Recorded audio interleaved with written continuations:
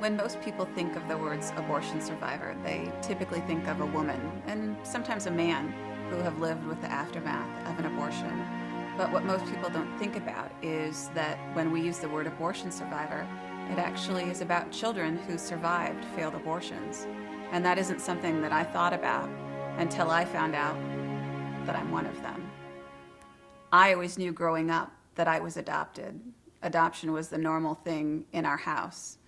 So normal, in fact, that when I was blessed with a brother in my family, he's actually the biological child of my adoptive parents.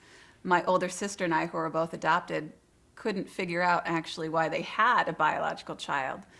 You know, our exact words were, "You had him, you chose us." And we can joke about that because that was the normal in our lives. We knew that we were adopted, and we knew that adoption meant love. You know, we were loved by our adoptive parents, we were loved by God, and we were loved by our biological families who made plans for adoption for each of us when they were in a position that they couldn't care for us. And so that was my normal for 14 years of my life. And it was when I was 14 that I found out that there was much more to my life and my story than just being adopted. When I was 14, kind of the unthinkable thing happened in our house. My older sister, she's 4 years older than I am, had an unplanned pregnancy as a high school student. And like so many young women, even though she knew about being an adoptee and the importance of every human life, you know, she had anxiety and she had fears. And so certainly an abortion crossed her mind. But I'm so proud of my sister because no matter the kind of fear or anxiety she had, she knew that our parents would love us no matter what decisions we've made in our lives. And so she was strong enough to tell them that she had an unplanned pregnancy. And our parents in that moment of time believed that the most important thing they could do for her and for their grandchild was to tell her about my survival. And so that's ultimately how the truth about my life came to light after 14 years. Because one night, having an argument with my sister, which wasn't anything new at our house, a couple of teenage girls, but that night, you know, my sister said something to me that was very different. She said, "You know, Melissa, at least my parents wanted me." And I couldn't imagine what that must mean because, of course, in my book, we were both adopted. We both were in the same home. You know, I couldn't imagine how she could be so much more wanted than I was. And she didn't tell me all of the story, but encouraged me to ask our parents to tell me the truth. And so that very same night, after I had had this argument with my sister, I sat our mother down and I told her about the conversation my sister and I had been having. And 20 years later, I will tell you, I could just never forget the look on my mother's face that night. You know, I know now that they never wanted me to find out. My parents actually intended to keep it a secret from me because they knew how it would devastate me. And they knew that growing up, I understood that adoption was a loving gift that was given to me. And so the look on my mother's face that night, I'll never forget it. But I never could have guessed what the words were going to be that came out of her mouth. You know, in the midst of our conversation, she said, "You know, Melissa, there's no easy way to tell you this. We love you." She said, "Honey, we'll always love you." And then the words just fell out of her mouth. She said, "Melissa, your mother had an abortion during her pregnancy with you, and you survived it." It's been 20 years. And I don't know how to ever fully explain to people how devastating it was. You know, being 14 is a hard thing. I always tell young people that. I know I can remember what it was like. But that night changed my life forever. And certainly it changed my mother's life. And, my father's life, and now it's changed the world's life. But that night, I can honestly say that was the first time in my life I had ever felt any ounce of anger towards my biological parents. Before that, all I felt was amazing love for them, for the gift of life and of love that they gave me through that adoption plan. And that night, I couldn't understand how anybody could make that decision and how they could make that decision about my life. But as angry as I was that night, I can honestly say I didn't stay angry for very long. Because in that moment of time, I understood that I have an amazing purpose for my life. I am one of the most blessed people alive. And yes, I was meant to be a victim of abortion. When we look at 55 million lives lost in 40 years, it is incredibly humbling. To know that I'm supposed to be one of them. So as angry as I was that night, that turned so quickly just into great sadness. Sadness for the children who lose their lives every day, who aren't as blessed as I am to be alive. And sadness for my biological parents. I truly believe that they are the greatest victims in this, because I can't imagine what it was like for them. My birth mother was 19 years old. She was a college student. She was not married to my father at the time when she went in for that abortion. And certainly I know my mother's profile fits most statistics when it comes to abortion. What I know now in my mother's life is also that it wasn't her decision when she went to a hospital in August of 1977 to undergo the procedure that was meant to end my life. My mother's should have been routine abortion procedure was the saline infusion abortion. And after a toxic salt solution was delivered into the amniotic fluid surrounding me in the womb, I soaked in that toxic salt solution for 5 days.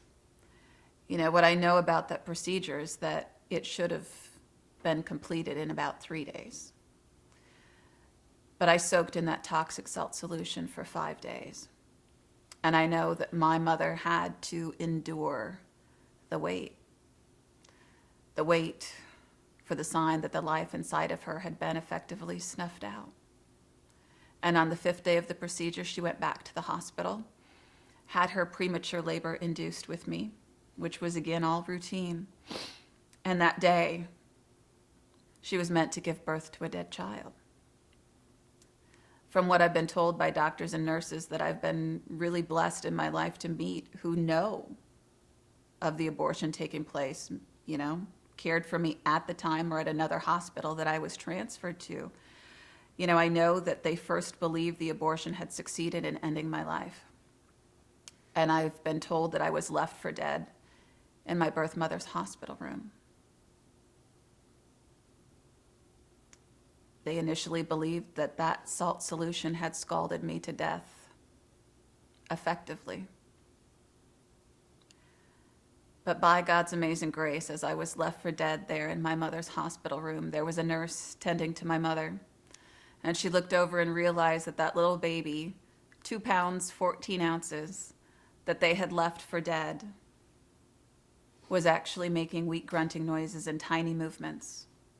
And that's when they stepped in and did what some people in our world call unthinkable. They provided me with medical care. It's amazing to me that we live in a world that thinks what they did was wrong.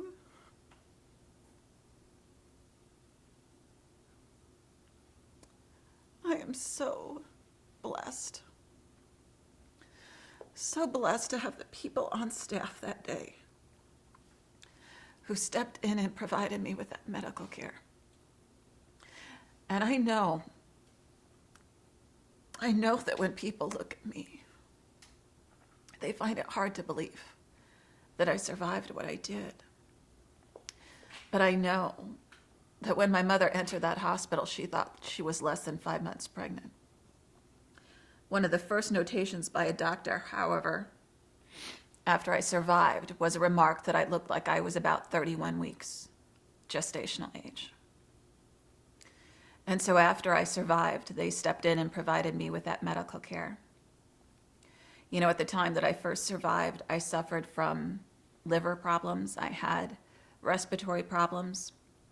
I suffered from seizures for an extended period of time. Because of what that toxic salt solution was starting to do to my body, I required multiple blood transfusions. You know, if people see photos of me, they'll see me lying in an incubator with wires and tubes through my head because I was kept in the neonatal intensive care unit, and I was fed through IV lines in my head for an extended period of time because I was too weak to suck from a bottle. You know, but I'm so blessed to have survived, to be perfectly healthy today. You know, I know that that's one of the major questions that people have after seeing me. You know, there is no medical reason why I survived. And likewise, there is no medical reason why I am perfectly healthy today. But I know of many survivors, certainly, who have survived, many of whom, like me, have no long-term effects of the abortion procedure. But I also have many friends who have long-standing health consequences as a result. But when I survived that failed abortion, I went home to my adoptive family within just 3 short months of surviving.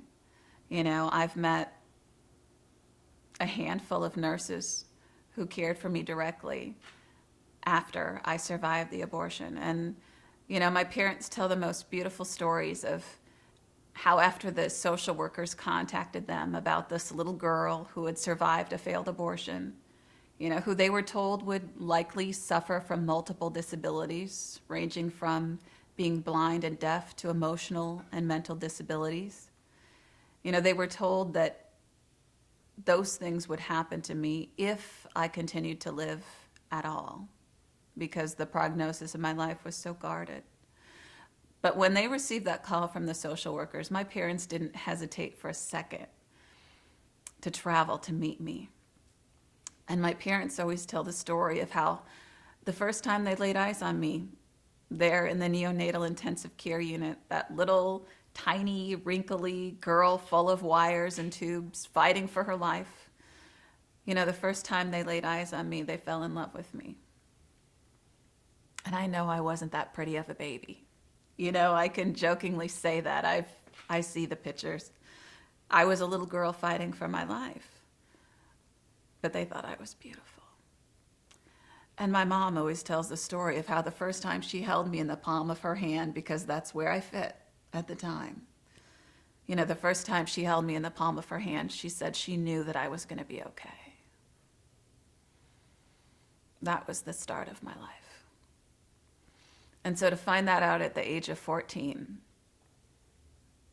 certainly changed my life forever. And, you know, I'm not going to pretend that I've done all of this right and it's all been easy, because it hasn't been. You know, I spent years of my life having to come to grips with the reality of my life. And the reality that we live in a world that talks about what happened to me with words like a choice and a right. And I always have to beg the question, where was my right as a little girl who was aborted? Where was my right?